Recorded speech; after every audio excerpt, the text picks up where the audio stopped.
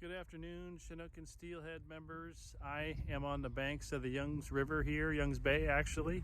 Another closure came into point here today. ODF&W closed down fishing for the select area brights, also known as the rogue strain of Chinook salmon that come back to Youngs Bay.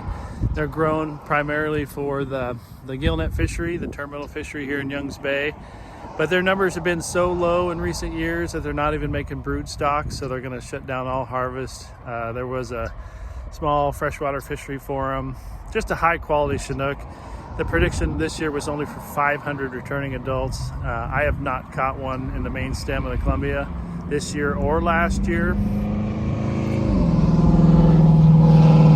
do have a history of catching those in years where numbers are much more robust.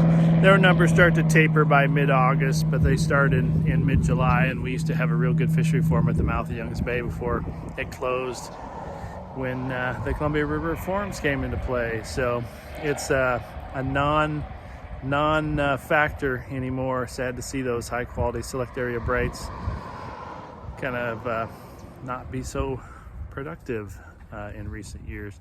Anyway, your forecast for tomorrow, we're going to be dealing with another strong minus tide from the get-go. So you're going to be trolling real fast if you start early, and trying to catch those Chinook on a fast downstream troll is not the best scenario. There are a few places to get out of the swift water. Desdemona light marker is one of them, but that reach that's protected behind downstream of Desdemona sands has not been producing incredible catches. Rarely fair at best catches, actually. Your best bet is going to still be towards low slack on the lower end of the river, somewhere along the Chinook wing jetties down to Ilwaco.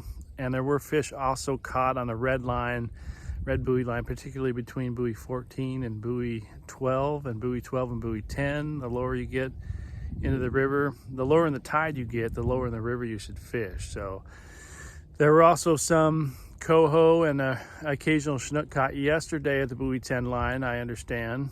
And if indeed those coho are starting to show just off the south side of the river there in the ocean, they should indeed be starting to get washed in on some of these stronger tides. I don't know anybody that's been holding at the line. So many people are focused on Chinook, they kind of hopscotch upstream in search of those Chinook, and we held at the bridge again today, the bridge hover, only getting one bite. Actually, that was the one I was telling you about that hit the chartreuse head, chrome bodied size 4 spinfish.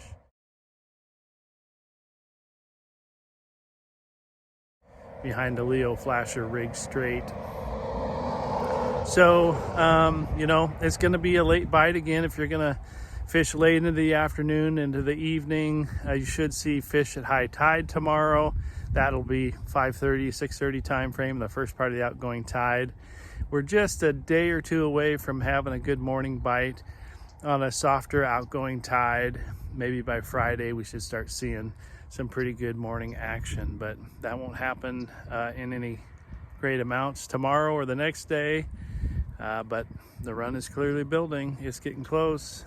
I'm running now half my 6 rods, 3 rods on spinfish, 3 rods on anchovies. 5 of those 6 rods have flashers, either pro trolls or Leo flashers, and I'm running 1 naked bait anchovy with lead ball. That got bit once today for about the 4 or 5 bites we had. But I had been hearing those folks that were fishing the shallow flats above the bridge on the last trickle of incoming tide, the straight laced, naked, whole rigged anchovy has been a productive option. Every day's different down here, of course, but don't leave the old fashioned out of your arsenal, especially if you have a lot of rods to play with. That is our good fortune when we're fishing 6 people. So good luck out there. Tomorrow is opening day, so to speak. Any Chinook landed is a Chinook that can be retained. So keep an eye out for those wild toolies. Be a good idea to keep letting those go, but some of the larger hatchery toolies, they'll cut orange. So don't overlook a big old tule that is typically larger than 14 or 16 or 18 pounds. Those oftentimes do cut red. So stay safe out there, keep them turning. Good luck.